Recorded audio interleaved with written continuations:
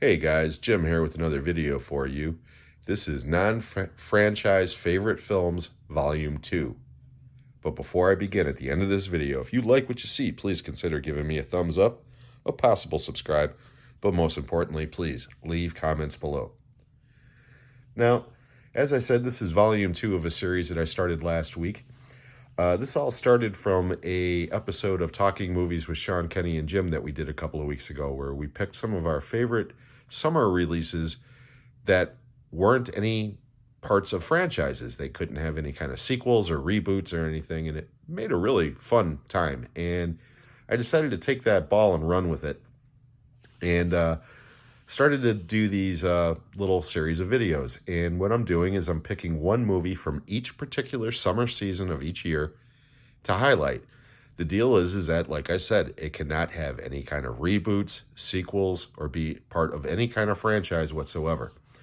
However, I did make one exception because on the last video, one of the movies that I mentioned was Logan's Run. And Logan's Run did have a short-lived spin-off TV series, which I did acknowledge in the video, okay? Well, there's two movies on this list that have never been rebooted as far as movies go, but they have had TV series rebooted from them.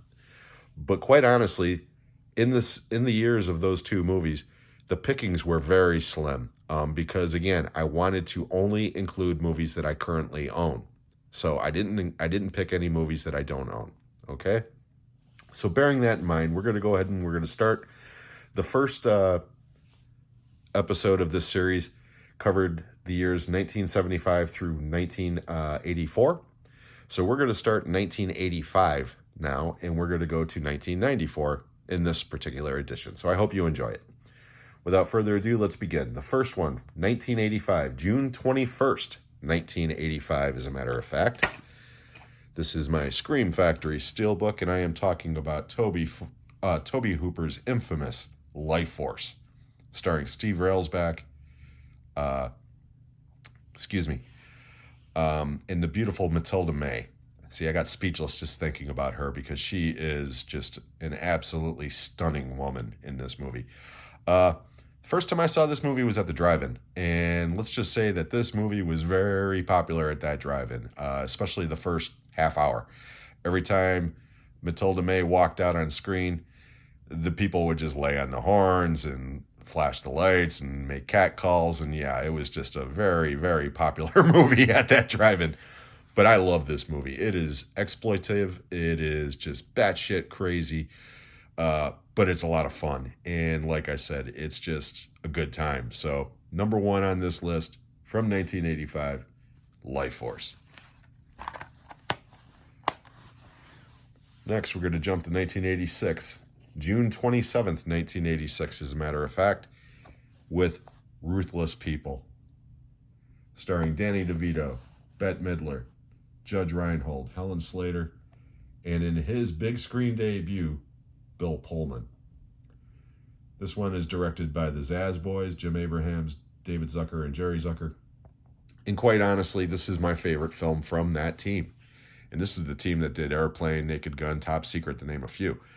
But this one, I think, is their best movie. It's not necessarily their funniest movie, but it's their best movie. And these two are hilarious together. Danny DeVito is such a despicable character in this movie. But the one who steals the movie, believe it or not, is Bill Pullman. Like I said, this was his big screen debut, and he is absolutely hysterical. As one character in this movie describes him, this could possibly be the dumbest person on the face of the earth. Perhaps we should shoot him. Yeah, Ruthless People, great movie. Next, July 3rd, 1987, from director Joe Dante. I'm talking about Inner Space, starring Dennis Quaid, Meg Ryan, Martin Short, Kevin McCarthy. This movie's great, okay? This is kind of like a spin of Fantastic Voyage, told comedically. I love this movie. This might be my favorite Joe Dante movie. It's right up there with Gremlins and The Howling. I adore this movie. Martin Short, I think, gives one of the best physical performances I've ever seen in a movie. Just the way he contorts his body in certain scenes Dennis Quaid doesn't get a lot to do. He's more or less a one-man show, but he's great. Meg Ryan's adorable. Inner Space is an awesome, awesome movie. Now we are at 1988, and this is probably the best movie on the list. At least in my opinion it is. And I'm talking about Midnight Run. Directed by Martin Brest and starring Robert De Niro, Charles Grodin, Dennis Farina, Yaphet Kotto, Joe Pantoliano, and John Ashton, among others. Musical score by Danny Elfman is one of the best musical scores he's ever done. It's unlike any other score he's ever done. And like I said, I think this is not only the best movie on this list, I think it's Martin Brest's best movie as well. And this is the guy who directed Beverly Hills Cop and directed Scent of a Woman, among others. This movie's fantastic. I adore this movie. It was my favorite film from that year, and it's one of my favorite films from the 80s, period. It's just a great, great film. 1989. Now, this is one of the movies I was talking about that has a TV series spin off from it, but Parenthood, directed by Ron Howard, is without a doubt one of my favorite movies from that year. And this movie's got an incredible cast. We're talking Steve Martin, Jason Robards, Rick Moranis, Mary Steenburgen, Diane Wiest, Keanu Reeves, a very young Joaquin Phoenix. I mean, it just goes on and on and on. One of Ron Howard's best movies, in my opinion. And like I said, I adore this movie. I just think it's absolutely hilarious. It's heartwarming. It's just a great, great film. Now we're in the 90s. July 11th, 1990 to be exact.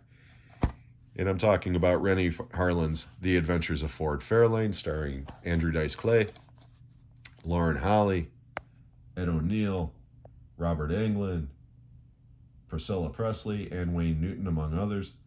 This is a really bad movie. It's a really bad movie, but I love it. It just, something about this movie makes me laugh, and I don't know why. I just do not know why, but it has always cracked me up. Now, this movie is not currently available on Blu-ray. That's why I've got it on DVD. Same thing with Ruthless People that we just went through. But again, I'm not going to recommend this movie. Okay, I in good conscience, I can't. But I just find it hysterically funny. And a little trivia for this. This one, like I said, it was released on July 11th, 1990. The week before, Die Hard 2 was released.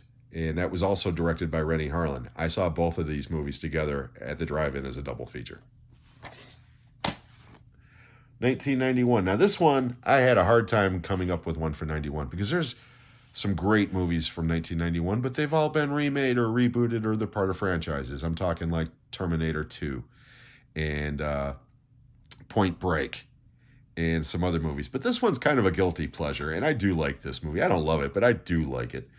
This one was released on July 26th, 1991, and I'm talking about Mobsters, starring Christian Slater, Patrick Dempsey, Richard Grieco, Costas Mandylor, and then you've got Ben Kingsley and Anthony Quinn and Michael Gambon as well.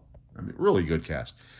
And this is like a junior mafia movie. It's basically Lucky Luciano, Meyer Lansky, Bugsy Siegel, and Frank Costello as young mobsters and how they kind of rose from the ashes to more or less become top gangsters of their era. Again, ridiculous movie, but it's fun. 1992. From August 7th, 1992.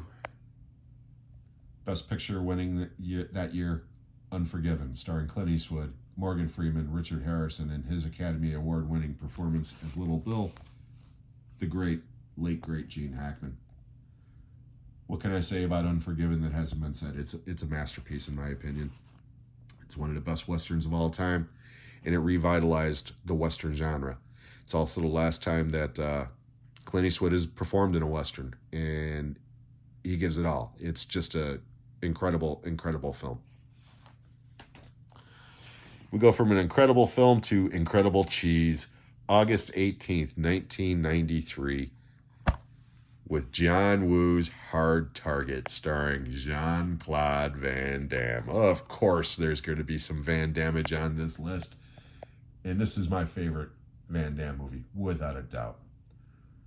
Co-starring Yancey Butler, Wilford Brimley, and I got to give shout-outs to Lance Henriksen and Arnold Vosloo, who play the two main villains in this movie. They're the reason why this movie is so great, in my opinion. Again, I love this movie.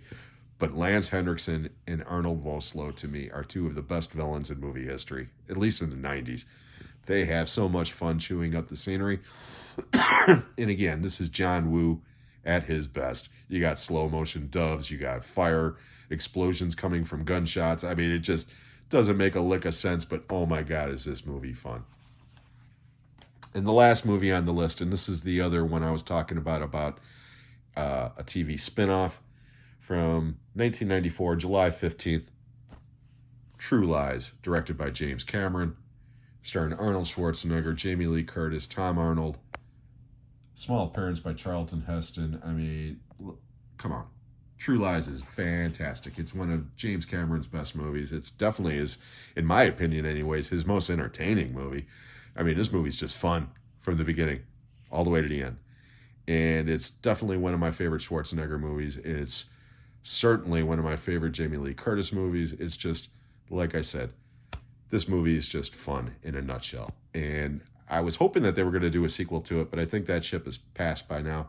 But like I said, they did do like a spin-off TV series, short-lived. I don't think it lasted longer than a year. I've never seen it, probably will never seen it, but I'll watch this movie over and over until the day I die.